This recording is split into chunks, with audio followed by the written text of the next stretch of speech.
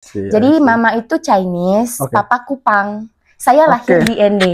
Jadi benar-benar apa ya, budaya soal Manggarai itu masih banyak banget, butuh banyak belajar dan banyak bertanya. Budaya Manggarai itu mungkin saya bisa lihat dari gimana kebersamaannya, tingkat persatuannya itu tinggi, rasa saling menyayangi satu dengan yang lain, saling menghormati, kesopan santunannya itu, dan juga saya merasa sangat dihargai. Besar di lingkungan ini tuh saya tumbuh menjadi seorang Cantika yang seperti ini gitu. Halo semua, kembali lagi bersama Gekarno. Again, Gekarno masih di museumnya Sister Virgula, and hari ini kita sudah kedatangan kakak Cantika. Halo. Jadi namanya sih sudah Cantika gitu. Jadi thank you loh, udah jauh-jauh dari Ruteng. Thank you for invite me. Senang sekali bisa bertemu sama kakak-kakak yang ada di sini. Iya, ini cuaca kurang bagus tapi it's such an honor ya to have you here. Such a big honor to be here. Kita bakal sharing-sharing. Actually, I know you, but like on social media dengan kesibukannya. Mahasiswa juga kan? Iya, mahasiswa terus apa ya? Influencer? Kayaknya enggak sih, belum bisa melabelkan diri sebagai seorang influencer. Tapi influencer sih, kayak berpengaruh buat walaupun ya. And then MC juga. Iya, MC. Tapi please tell us who are you gitu. I'd like to hear from. Kayaknya dari perkenalan dulu ya. Jadi, halo semuanya, ini sapaan buat kita tidak ada fans. Langsung aja ke masyarakat, teman-teman. Jadi teman-teman aja ya, karena kan fokusnya ke anak-anak muda kan. Iya. Jadi halo semua teman-teman. Perkenalkan, nama saya Priscilla Cantika Mantero, biasa disapa Cantika. Saya seorang mahasiswi dari Unika Santo Paulus Ruteng, dan saat ini OTW semester 5 dari jurusan Program Studi Pendidikan Bahasa Inggris. Keren ya, prodi bahasa Inggris. Kayaknya pilihan yang bagus sih buat kamu kan. Di prodi bahasa Inggris, tapi mungkin kita mulai satu-satu, kayaknya too much ya kita mau bahas kan. Iya, banyak banget sih, ya. Tapi kayaknya kita highlight di flyer kan, you being as duta budaya atau putri budaya 2025 itu baru-baru kemarin kan. Betul. How is your feeling gitu with this all? For everything I already done gitu ya Kak. Banyak sih sebenarnya, kayak bagi saya ada di posisi saat ini tuh bukan suatu perjalanan yang mudah. Itu di dalamnya banyak sekali proses-proses yang buat saya tuh meragukan diri saya sendiri. Saya juga merasa tidak pantas berada di titik ini, dan juga banyaklah tekanan-tekanan, pressure, tapi lingkungan itu satu hal yang saya mau kasih tahu, bahwa lingkungan itu benar-benar bisa membuat kita itu tumbuh dan berkembang ke jalan yang lebih positif gitu, yang bisa kasih hasil yang positif buat kita. Karena gimana saya melalui banyak proses kan, ada 1-2 hal yang terjadi yang buat saya tuh benar-benar dibentuk dari itu. Terkadang hal-hal yang kita anggap sepele itu bisa menjadi sesuatu hal yang sangat berharga buat kita gitu kan. Dan dari 1-2 hal yang terjadi itu sebenarnya itu bisa memberikan dampak yang positif asal kita mau belajar dan terbuka. Gitu. Iya. Tapi dari semua hal yang saya sampaikan tadi itu semuanya dimulai dari mana? Apakah masuk kuliah dulu lalu and then meet some opportunity, atau waktu SMA dulu aktif-aktif? Gitu, about opportunity, sebenarnya tentang dunia pageant ini saya sudah sempat dari kelas berapa ya itu? 3 SMP. Saya mulai. SMP-nya di mana? SMP-nya di Franciscus.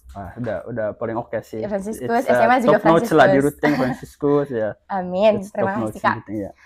Terus waktu itu sebenarnya dunia pageant itu udah mulai udah saya kenal dari 3 SMP itu. Saya sering ikut lomba-lomba pageant, model, juga modeling, catwalk, semuanya itu saya sudah kenal dari 3 SMP. Dan saat ikut-ikut, ternyata juara 1 nih. Kayaknya saya punya panggilan ada di sini. Nah, pada suatu hari, sejak kuliah itu kan saya juga sempat tuh ikut pemilihan Putri Manggarai angkatan pertama. Di tahun 2023. Saat itu. Nah, terus tiba-tiba ada postingan dari NTT, Putra Putri Budaya NTT. yang mau hire gitu, udah buka pendaftaran untuk Putra Putri Budaya NTT tahun 2025. Itu kalau nggak salah di bulan November, masih tahun 2024 gitu, Kak. Iya. Nah, terus Kakak Elvis langsung mention. Kakak Elvis ini sebenarnya teman saya untuk diskusi banyak hal. Benar-benar dia tuh orang yang keren. Dan juga ada beberapa teman saya, anak-anak duta bahasa juga. Ada Kakak Tantri, ada Kakak Trisno.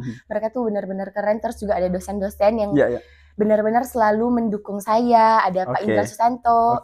Itu beliau merupakan pembimbing untuk kami ke nasional nanti. Dan juga dari persiapan ke NTT juga beliau selalu ada. Ada Pak Leo dan begitu banyak yang mendukung. Jadi ya sudah, saat itu saya memutuskan untuk oke, Kakak Elvis, saya akan coba. Tapi jujur ya, Kak, saya pasti ada mindernya juga karena kalau boleh diomongin, saya itu bukan asli ada darah Manggarainya. Mix gitu ya. Cuman besar di Manggarai. I see. Jadi mama itu Chinese, papa Kupang. Saya lahir di ND. Jadi benar-benar apa ya, budaya soal Manggarai itu masih banyak banget, butuh banyak belajar dan banyak bertanya. Intinya semua tuh harus mulai dari rasa ingin tahu sih, Kak, dan juga kemauan. Apapun yang terjadi ya, apa yang kita pilih kita harus bisa bertanggung jawab untuk menyelesaikannya. Jadi saya udah berani memilih, berarti saya udah berani menanggung semua resikonya, take risk-nya. Gitu. Wah, gila sih. Jadi it's something hard nggak sih buat banget sih. Apa ya? Something new juga. Memahami culture and so on di daerah Manggarai. Even saya sendiri juga nggak tahu banget. Apalagi yang dari di luar tiba-tiba. Benar. Apalagi kita generasi muda kan ya. Iya, apalagi yang kita yang seringan scroll medsos and tapi jadi dari SMP terus SMA lalu masuk kuliah. Tapi before all this kenapa dulu tuh pengen kuliah dan kayaknya bahasa Inggris itu, kamu bahasa Inggris kan? Bahasa Inggris kan? Ya. Itu bakal bikin banyak opportunity buat kamu di bahasa Inggris. Karena sebenarnya dari kecil itu suka bahasa Inggris. Bukan suka bahasa Inggris, Kak. Saya lebih suka bahasa. Saya suka ngomong. Saya lumayan talk too much. Biasa juga main sendiri itu ngomong. Terus ngajar-ngajar adik-adik saya dulu. Kalau kita kan masih kecil sering main masak gitu kan. Udah dari situ udah mulai praktek bicara dan ternyata saya suka. Nah, caranya adalah kenapa saya memilih bahasa Inggris itu dari awal mulanya pas SMA. Saya pilih jurusan bahasa kan. Jadi ya saya continue apa yang sudah saya ambil gitu. Dan ternyata bahasa Inggris itu menyenangkan dan it's match with me. Gitu. Dan gimana atmosfer kampus, teman-teman di sana gimana? Kalau di Unika tuh benar-benar saya merasa ada di tangan yang tepat gitu. Saya tidak bisa seperti ini ya kalau saya bukan di Unika, karena lingkungan saya di sana itu benar-benar mendukung dosen-dosen saya, mulai dari rektor sampai dosen yang di tingkat prodi juga, mereka tuh benar-benar memberikan ruang untuk kami untuk bisa mengeksplor diri kami. Gitu. Jadi kalau bicara soal kuliah itu sebenarnya bagi saya sangat penting ya untuk kita untuk mendapatkan jati diri. Jati diri sih kalau bagi saya. Mungkin it depends on us sebenarnya, kayak tergantung kita. Tapi kan kalau bagi saya mendapatkan jati diri saya di kuliah ini. Mungkin kan kayak knowledge and everything itu we can get it from internet or social media. And then now in AI and everything is so easy. Jati diri is the one thing ya. The one thing. The most important thing. Yes. So, tadi kamu bukan asli Manggarai, tapi what makes you feel interesting gitu dengan budaya Manggarai? Budaya Manggarai itu mungkin saya bisa lihat dari gimana kebersamaannya, tingkat persatuannya itu tinggi, rasa saling menyayangi satu dengan yang lain, saling menghormati, kesopan santunannya itu, dan juga saya merasa sangat dihargai. Besar di lingkungan ini tuh saya tumbuh menjadi seorang Cantika yang seperti ini gitu, karena saya dikelilingi oleh lingkungan-lingkungan yang suportif dan saya merasa orang Manggarai itu memang saling bahu-membahu untuk apapun yang terjadi gitu. Untuk semuanya itu ada sisi gotong royongnya. Tapi kalau kita flashback, I'm kind of curious, gimana sih proses kalian kemarin gitu kayak direkrutnya and then now be one of salah satu finalisnya. Itu gimana sih prosesnya? I'm just watch on Instagram and so on, but I don't know exactly gitu. Oke, jadi banyak sih Kak tahapan seleksinya, tapi kemarin regional directornya itu memutuskan untuk handpick. Walaupun kita sebagai finalis udah melakukan beberapa tugas pra-karantina. Tugas pra-karantina itu ada catwalk challenge, terus juga kita buat advokasi, kita pilih salah satu budaya, terus kita angkat jadi advokasi. Nah saat itu saya pilih Belis, saya sudah sempat buat videonya juga.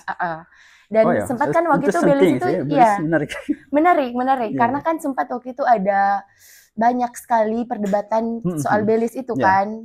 Terus juga ada pergeseran nilai, ada yang bilang itu sebagai bisnis, di mana perempuan itu kayak transaksi gitu, transaction, gimana perempuan itu diibaratkan sebagai sebuah objek yang dijual, tapi ternyata bukan. Nah, saya mengangkat advokasi soal itu. Dan juga ada sesi wawancara, sampai waktu itu kita juga ada live streamingnya, kayak diadu gitu, kita sama finalis lain dipilih, terus kita sama-sama wawancara, dikasih pertanyaan, terus deliver speech gitu. Nah tapi walaupun itu semua sudah dilalui, ada di interview, tapi at the end-nya tetap dilakukan handpick karena satu dua hal. Salah satunya adalah karena mungkin kekurangan budget gitu ya, untuk kita mengadakan langsung di Kupang. Jadi ya sudah. Dan apa ya sih yang paling seru? Itu kan ketemu banyak apa ya kandidat juga kan. Iya, banyak dari teman berbagai baru daerah sih. di Manggarai. Kamu rasa kayak apa ya? Ada rasa gugup atau minder karena you personally you're not from Manggarai, terus harus dengan apa ya? Ekstra belajar juga, terus ekstra adaptasinya gitu. Benar. Kalau soal gugup itu saya rasa manusiawi ya Kak. Iya. Manusiawi itu benar-benar manusiawi, tapi saat itu kita sebenarnya nggak perlu terlalu gugup untuk melakukan sesuatu. Kalau menurut saya, iya. Karena kita gugup kalau kita tidak melakukan apapun, gitu. Di sini saya melakukan apa yang menjadi keharusan saya dalam mengikuti ajang ini. Saya belajar, saya bertanya, saya berdiskusi dengan orang-orang yang lebih mengerti, yang lebih paham. Jadi saat wawancara tuh saya selalu mempersiapkan di saat ada temu sapa 1, temu sapa 2, apa nih yang harus saya persiapkan dari sini? Saya bangun komunikasi sama dosen pembimbing saya, sama teman-teman saya, Kakak Elvis, Kakak Trisno, mereka tuh benar-benar orang yang selalu ada di samping kiri kanan saya, bukan di belakang saya. Mereka tuh saya merasa benar-benar selalu memegang tangan saya di posisi apapun itu. And then you the winner, itu juara berapa sih? Ya juara 1. Juara 1? Iya, representasi ke nasional. Nah, terus dari event ini, apa sih yang mereka harapkan dari teman-teman finalis gitu? For the next gitu. Kalau the next-nya tuh yang pertama mereka lihat personal branding ya Kak. Gimana kita itu sudah cakap dalam dunia digital, teknologi, tapi gimana caranya kita bisa mix gitu antara teknologi dan budaya supaya tidak kehilangan maknanya. Yang tentunya yang pertama itu melestarikan budaya. Dari bagaimana personal branding kita. Gimana cara kita mempromosikan budaya kita, memperkenalkan, seperti itu. Dan juga melakukan edukasi, sosialisasi. Apakah something hard juga buat kenalin budaya ini ke medsos? Karena menurut saya tuh, karena kita kan kalau Manggarai punya belum terlalu rame sih, tidak setren misalnya yang di ibu kota, yang dengan exposure yang besar, jadi mereka bisa secara gampang sih untuk kenalin ke masyarakat, karena mereka punya banyak, let's say KOL banyak banget misalnya kayak di ibu kota atau di kota-kota besar. Tapi kalau di kita ini masih ada daerah yang belum ada jaringan kan gitu kan, belum ada internet. Itu bagi kalian itu gimana? Caranya kita bisa langsung turun lapangan sih Iya, supaya kita bisa langsung merasakan bagaimana kehidupan mereka di sana. Terus juga kalau di daerah-daerah yang masih susah internet itu sepertinya harus lebih banyak melakukan sosialisasi langsung ke tempatnya, terjun ke lapangan. Tapi so far ini sudah berapa bulan sih kalian selesai kemarin menang? Udah berapa bulan? Sebulan ya? Adalah sebulan.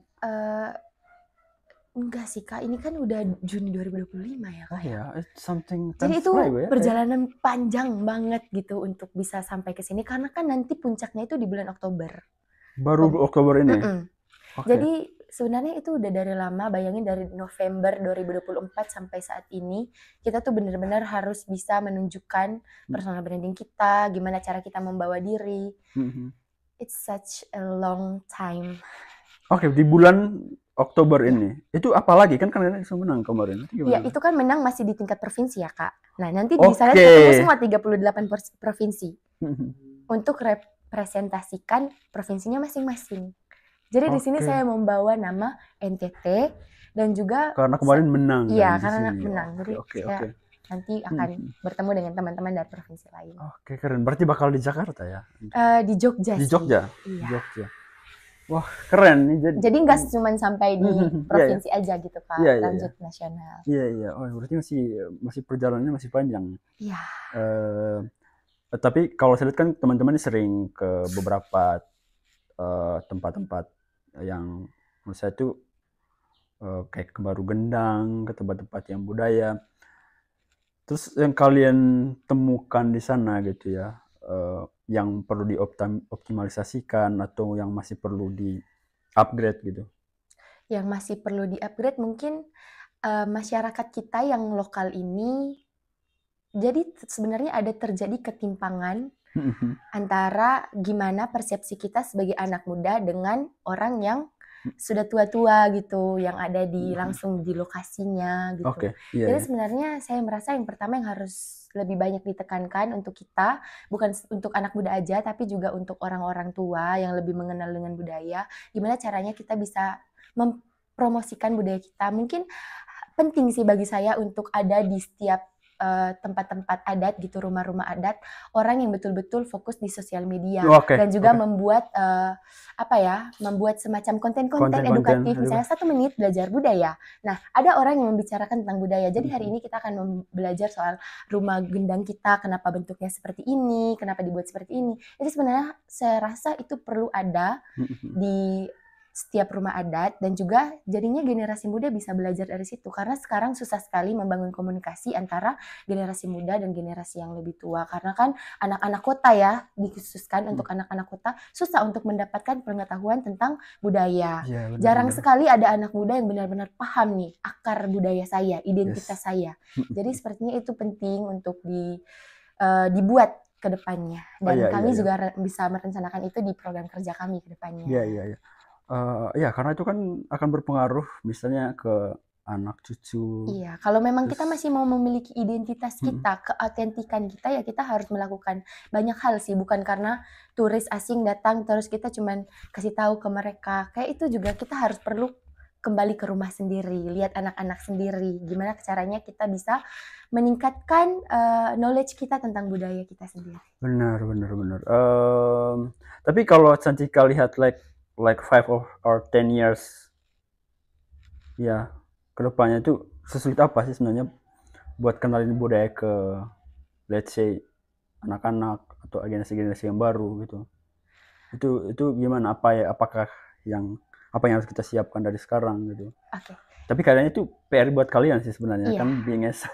Benar, betul sekali Kak. Kalau menurut saya sebenarnya tidak susah asal kita itu benar-benar saling bahu-membahu, mau menjaga dan juga mengemas budaya kita itu sedemikian rupa supaya menarik perhatian generasi-generasi muda untuk terus belajar dan juga saya rasa harus lebih banyak menyuarakan sih Kak. Karena jujurly soal budaya itu sebenarnya masih jarang ya kita temukan di sosial media, kayak jarang ditemukan peribahasa-peribahasa, arti peribahasanya, karena itu sangat jauh, sangat asing, khususnya bagi kita sebagai orang muda gitu kan. Mungkin orang-orang tua itu paham, tapi sering berjalannya waktu, sedangkan kita anak muda masih minim tuh. Terlebih lagi kita itu minim literasi ya di sini. Mungkin kita bisa lihat in sosial media kayak acara adat ini itu, tapi makna aslinya cara membahasakannya seperti apa? Narasinya masih minim dan sehingga kan kita juga tidak bisa belajar cuma dari ngelihat. Benar. I think jadi kita pengen dinarasikan lalu ya tadi melalui sosial media karena generasi bahkan saya sendiri juga malas baca buku sih sebenarnya. Jadi pengen tahunya itu dari video atau dari konten-konten. Karena baca buku itu, waduh, it's something hard. Boring kah? Ya, untuk ya untuk sebagian orang mending saya nonton podcast sama berjam-jam daripada nonton baca buku sih. Iya, itu kan tergantung. Tapi something juga. It's bad habit sih itu sebenarnya. Oke. Tadi kan Cantika semester 5 itu ganggu nggak sih sebenarnya? Soal ganggu maksudnya dengan kesibukannya kan banyak sekali kan. Bener. Terus harus kuliah. Kalau kuliah aja boleh, tapi kalau ada tugasnya lagi dia belum organisasinya. Atau dapat keringanan kah dari kampus? Iya, karena itu tadi kan saya merepresentasikan kampus saya juga, jadi ya sudah selalu diberikan keringanan. Tapi ya namanya kewajiban kita sebagai mahasiswa tetap harus menjalankan tugas kita harus tetap datang kampus, ikut kuliah, kerjakan tugas, belajar. Nah, jadi semuanya itu sebenarnya bisa kita tanggulangi asal kita bisa punya mindset dan juga manajemen waktu yang baik. Ya, itu dia. Dan juga sebenarnya walaupun orang lihat, kok bisa sih kau ikut kegiatan ini, ya itu tadi dari manajemen waktu. Terus kalau kita melakukan semuanya dengan tulus, itu pasti berjalan dengan lancar. Orang-orang baik, hal-hal baik akan menghampiri kita. Amin. Amin. Oke deh, last question untuk Cantika. What's your big dream after kuliah, mungkin setelah mungkin setelah kuliah atau setelah misalnya semua yang kau kerjakan sekarang gitu. What is your big dream? Gitu? Karena kan saya sekarang jurusannya di pendidikan bahasa Inggris. Ya someday pasti saya juga bisa jadi seorang guru. Dan saya merasa ilmu yang saya punya ini percuma kalau saya miliki tanpa saya bagikan. Jadi big dream saya adalah bisa mengajarkan anak-anak tentang apa yang saya dapatkan selama proses saya dari saya SMA sampai kuliah, dari saya kecil lah, apapun yang bisa menjadi pelajaran berharga saya sharing. Bukan cuma soal materi-materi aja yang kita ajarkan, tapi juga pengalaman yang kita pernah dapatkan itu harus bisa di-sharing sama adik-adik kita, adik-adik saya ke depannya. Bahwa sebenarnya menjadi orang yang berdampak itu sangat meaningful. Karena kalau kita hidup cuman untuk bangun pagi pergi kuliah flat gitu kan Kak. Saya kalau tidak melakukan hal yang produktif, saya merasa seakan hidup saya itu tidak tidak penuh berwarna gitu, tidak kan? Berwarna. Jadi impian saya adalah terus melanjutkan apa yang telah saya mulai saat ini, tetap berguna, berdampak bagi sesama, khususnya adik-adik saya nanti di masa depan kalau saya bisa mengajar kalian. See you in the next future. Oke, thank you for sharingnya. Tapi mungkin ada yang pengen kamu mau sampaikan buat teman-teman yang pengen kuliah di bahasa Inggris, atau apa yang mereka perlu perhatikan gitu kalau pengen ambil di jurusan bahasa Inggris. Pertama mungkin kalau mau kuliah di jurusan bahasa Inggris, welcome guys, ayo, kita sangat-sangat keren sih menurut saya. Prodi bahasa Inggris tuh benar-benar keren karena dosen-dosennya itu benar-benar terbuka, open minded, benar-benar membiarkan kita untuk bertumbuh, growth bareng mereka gitu. Jadi kita tidak akan sendiri. Jadi jangan takut. Misalnya saya belum bisa bahasa Inggris, kayak it's okay. Kita bisa belajar bareng karena kan semuanya orang belajar menari ya dari menari. Orang belajar membaca ya dari membaca. Gitu juga dengan kita belajar bahasa Inggris ya dari mulai belajar bahasa Inggrisnya dulu, mulai dari mananya dulu, dan semuanya akan dibimbing. Jadi ada di lingkungan saya itu sekarang saya merasa sehat banget karena benar-benar dituntun, dibimbing, dan tidak pernah dibiarkan sendiri. Jadi kalau mau kuliah, silakan ambil jurusan bahasa Inggris di Unika Santo Paulus Ruteng. Itu dia. Sekalian promosi, Kak. I think itu sangat tebal sekali message-nya, dan thank you Cantika. Terima kasih Kak, KKG keren banget. Datang di Cancar, dan ya semoga kita bisa bikin video lagi di next-nya. Project bareng ya, the next. Ini kalau main ke Labuan Bajo, ya kita wishing-nya biar bisa bikin project bareng apa gitu kan. The next-nya. Oke, sampai ketemu di next episode bersama Cantika lagi. Bye-bye guys, thank you. See you. Oke.